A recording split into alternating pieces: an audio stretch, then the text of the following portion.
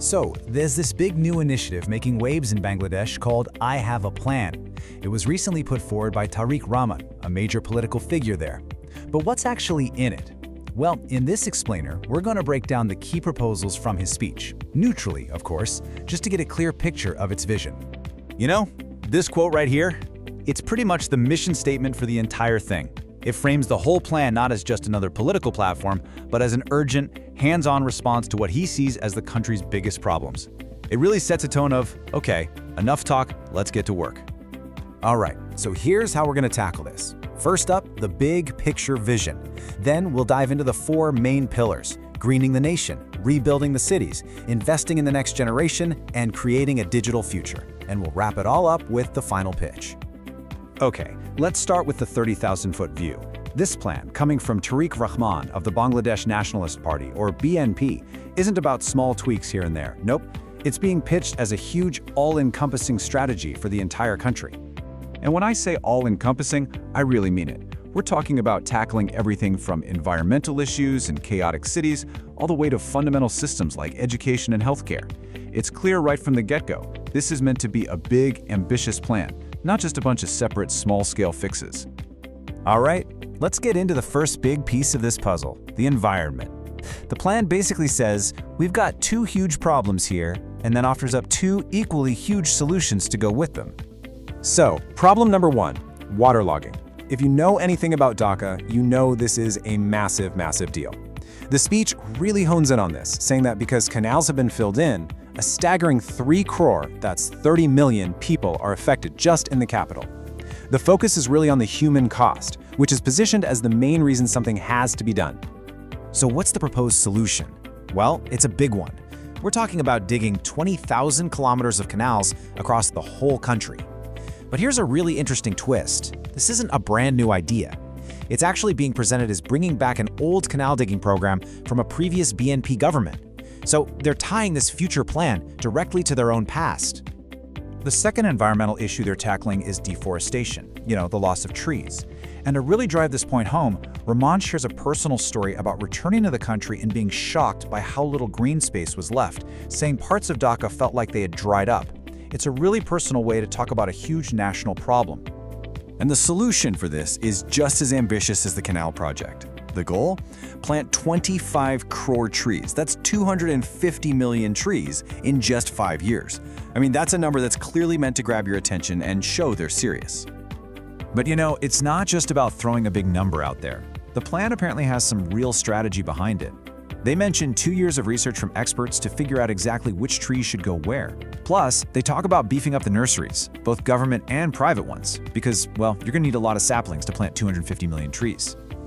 Okay, from greening the nation, let's shift gears and talk about rebuilding the cities.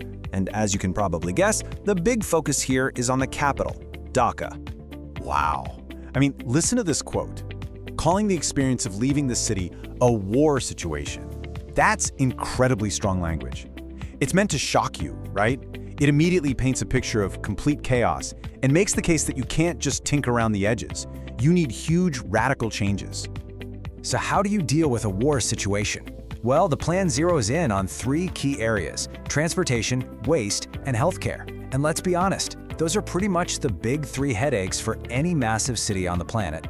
Let's get into the specifics. For traffic, they're talking about a monorail system that would actually link up with the existing metro. For waste, and get this, the idea is to take the 7,000 tons of garbage Dhaka produces every single day and turn it into energy and recycled materials. And for health, it's about 2 things: a centralized ambulance system and finally getting a handle on disposing medical waste properly. Okay, so we've talked about canals, trees, and monorails. Now the plan pivots from physical infrastructure to, well, human infrastructure.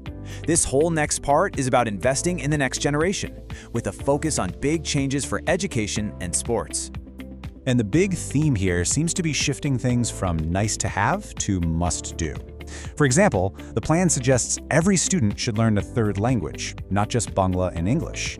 And on top of that, every kid would have to participate in at least 1 sport and 1 cultural activity. These wouldn't be optional anymore, they'd be a core part of their education. That compulsory sports rule really connects to this bigger idea of bringing sports into the professional sphere. So what does that actually mean? Basically, it's about treating sports like any other serious profession. The goal is to build a system where talented young athletes get professional, dedicated training right from the start, the same way you train to become a doctor or an engineer. All right, on to the fourth major pillar, forging a digital future. This part of the strategy is all about leveling up Bangladesh's tech game and its digital economy. And they get pretty specific here. One idea is about making the country's IT parks much more accessible. The model's pretty clever. You show up, watch a quick ad, maybe a minute or so, and in exchange you get an hour and a half of free Wi-Fi and a desk to work at. It's a pretty interesting way to try and get more people into the digital workforce, right? Another huge point on the digital front is about connecting Bangladesh better with the rest of the world, financially. The plan specifically calls out bringing in international payment platforms like PayPal. For anyone in the freelance or IT world there, you know that would be a game changer. It's seen as absolutely essential for empowering that whole sector. And that brings us to the end game, the final pitch. This is where all these ideas come together in a direct call to action for the public. And here it is, the final ask. It's framed in a really, almost humble way. The message is, look, even if you think these ideas will only make a small difference, I need your cooperation. The tone really shifts here from, here's my policy, to please, join me in this effort. And to wrap it all up, there's this claim of uniqueness. The speech basically says, hey, look around. No one else is putting a plan this detailed on the table. It's a way of positioning this strategy as the only comprehensive option out there for all these big national challenges we've just talked about. So there you have it. That's our walkthrough of the I Have a Plan initiative. It's definitely a detailed, ambitious set of ideas aimed at some of Bangladesh's toughest problems. And I guess it all boils down to the one big question you always have with any plan like this. Is this a genuine, comprehensive roadmap for the future, or is it a really well-packaged list of campaign promises? And of course, that's a question only time will answer.